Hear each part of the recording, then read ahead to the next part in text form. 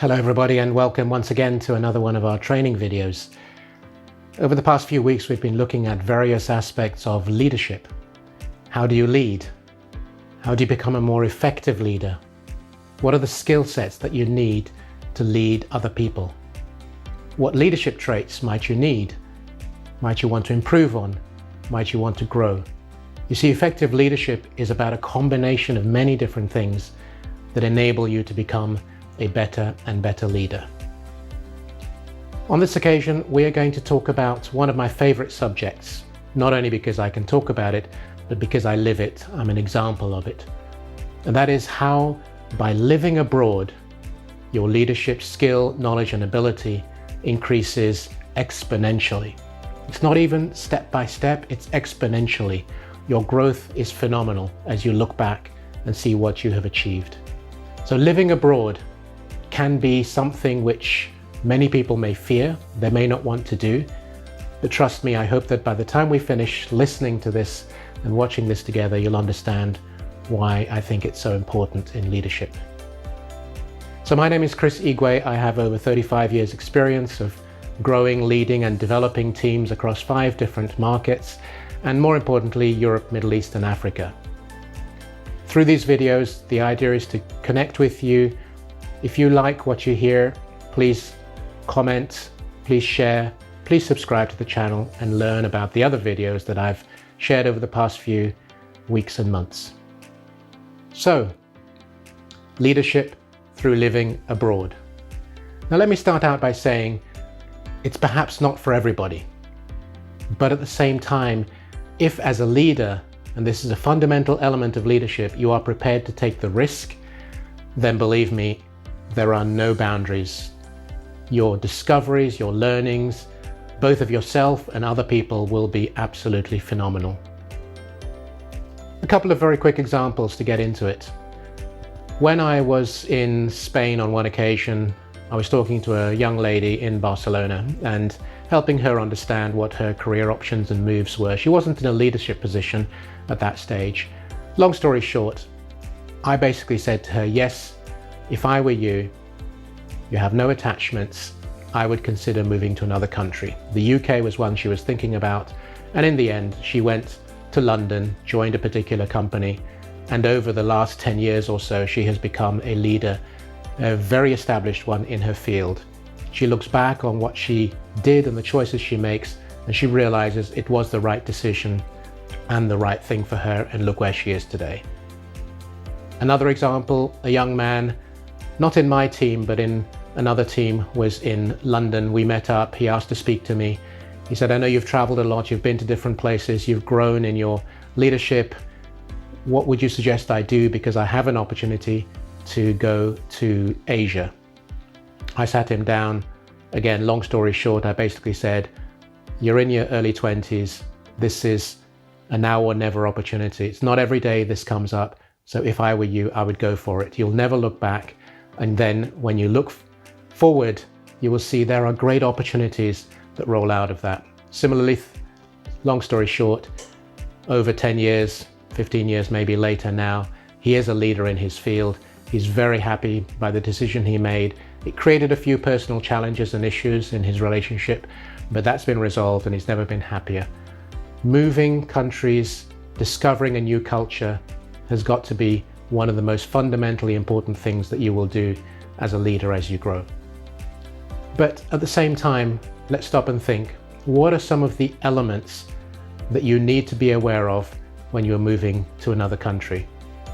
And here are the ones that I have listed out. So when you live abroad, one of the main things to know is that, especially if it's a non-English speaking or non-native language to your own, you're going to have to learn another language, even if you dabble in it. But learning a few of the expressions, conversations, the words, even if it's good morning, good night, goodbye, thank you, little things that help you build language is incredibly important. But you'll need to learn that in order to be able to communicate as well. So it just shows that connectivity. Communication is, as we all know through leadership, very important. So if you know a bit of the language, you'll be able to communicate better. But I'm also expressing these not in terms of what you need to learn, but what you need to be aware of when you're moving to these other countries. There'll be differences in culture. There'll be differences in diversity. There'll be differences in gender. If you're a woman, for example, in a male-dominated society or business or environment, you need to be aware that you may have to work twice as hard to be respected, which may come through your ability to communicate, to understand their culture, maybe learning their language. So these are all aspects that are important. Equally, if you're a man in a more female environment as a business or activity, because certain cultures are like that, you have to maybe adjust the way in which you deal with them. Other aspects to consider is people may be incredibly sensitive. Certain cultures are more sensitive than others. Humor, always be careful. It doesn't travel in the same way as you do, so depending on how you use humor or what humor means to you, you could find it a little bit delicate if you're making jokes or puns or different ways of expressing things which are not well received in that culture. The ability to listen is going to have to be heightened. Listen more than you talk, especially when you first arrive. Listening is critically important. Going with that, inevitably, patience. You will need to be patient. Certain cultures as well, it's a long-term process, for them to accept you, to understand what you're thinking of and saying, so patience will be needed on your side. Their work ethics may be totally different. I remember being in Australia for a period of time, and I couldn't believe that, although I think it's fantastic, I was in Brisbane at the time and wanting to speak with lawyers on a particular project I was working on, and these are all senior partners and executives. This is a long time ago, so maybe it's changed. And they were saying, oh, no, 5 o'clock, we're out, we're on the beach, we're doing our barbecue or Barbie and so on. So it's a different way in which they work, but you have to accept that. In the Netherlands, when I lived there, similar thing.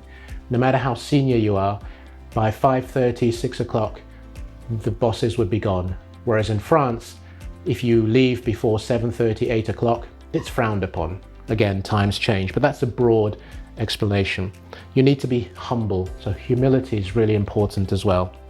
Don't think you know it all, but be there through the listening, through the sensitivity, through the patience to understand. Vulnerability, what I mean there is, in a sense, you have to be vulnerable. You need to indicate that there are things you don't know. So although you're the boss, the leader, the champion for that project, there are things that you will not know, and it's okay to ask for help. Whether it's your PA, a member of the team, a boss in that structure, vulnerability is totally okay. And perhaps the most fundamental thing, it's about time. These things take longer when you're in another country or another culture. Time is a precious commodity, but don't try and go into a country and then assume that you can change everything overnight. Learn through what I've explained here, understand, and then grow with it and allow time. Time. There is nothing that you can compress in someone's ability to understand who you are and how to lead them. When I joined a joint venture company, having moved from the UK to France for the first time, it was a Swedish, British, and French organization as a joint venture business. Now, I'll be honest with you, I came as an expatriate and then I became a local employee. Now, it didn't matter whether I was expatriate or local. The way in which I was perceived was about my ability to deliver on that project. It was a complex project. When I moved with my company, they had never moved anybody abroad. So it was a nightmare. So what I want to say is also, it's important to consider your family, your partner, your spouse, the children, maybe your parents as well. They may not be coming with you, but you'll have to know geographically, are you going to be further away from them, and all those kind of things. So it's really important that you consider all aspects, because when you're thinking of the family, remember your ability to work on your job and your project is related directly to their well-being and happiness. So if you have children that need to be in school or creches or whatever it happens to be, or indeed in older in college, what are all those elements? And your spouse, does he or she need to work, and how will you manage that? It's an overall package, it's a family thing. So whether you're single or you're a family, consider the ways to make it optimal for all of you.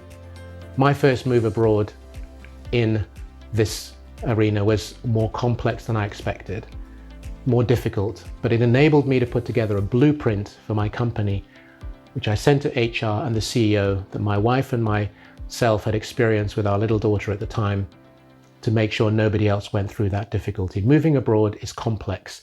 Today, there are systems in HR which are much better, but at the same time, think about it from your own perspective. What do you need to function better as a leader and to function better as a partner, spouse, whatever, within your family environment? So let's look at some of the rewards of moving abroad. There are many, but I've narrowed them down to these particular ones. The first is that you're going to discover new learnings. You're going to learn new things about yourself. You're going to learn new things about the business that you're in, and you're going to learn new things about the people. So it helps you to become an even better leader. Your leadership quality and traits improve through what you learn, by listening, by being patient, by understanding, by being vulnerable. You will continually be challenged, and that's great. Those who don't want to face challenges should not be leaders. You cannot lead without going through challenges, and what better environment than an environment that you don't know, maybe a business you don't know, and you will have to discover how to improve through those challenges.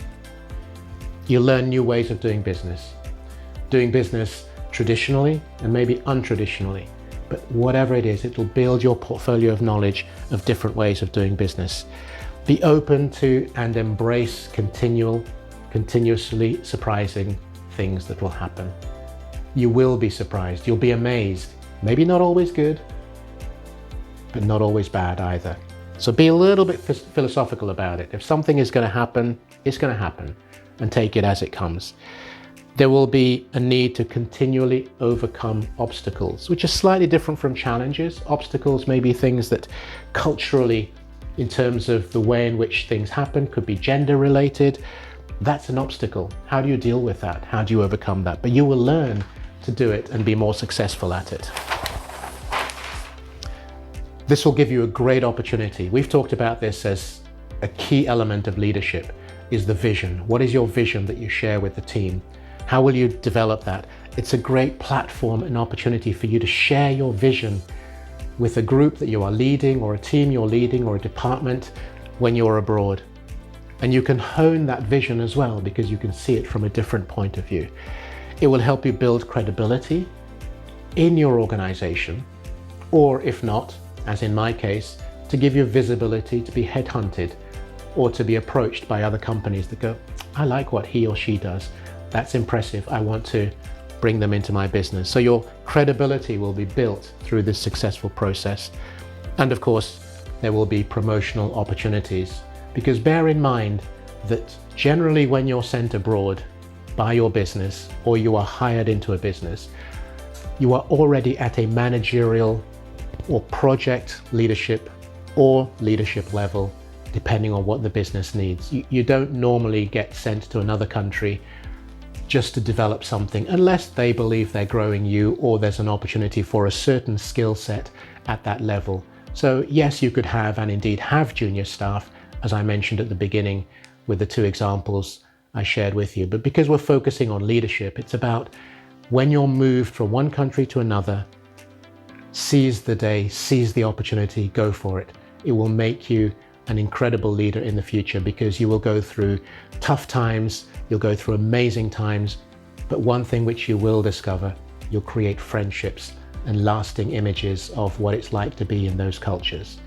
So if I were you and an opportunity came up, as on an interview I did for an American organization, they asked me, primarily US and Canadian, what one advice might I give to the leaders who were listening, because it was a leadership call, a leadership program. And I said, if I were an American, I would look for the opportunity to travel, because traveling has got to be one of the richest experiences to grow as a leader. And I'd invite you to look at it the same way as well. So I hope this video has left you with some thoughts and ideas about living abroad and how that can help with your leadership. If so, please feel free to like, comment, and share. And of course, subscribe to this channel.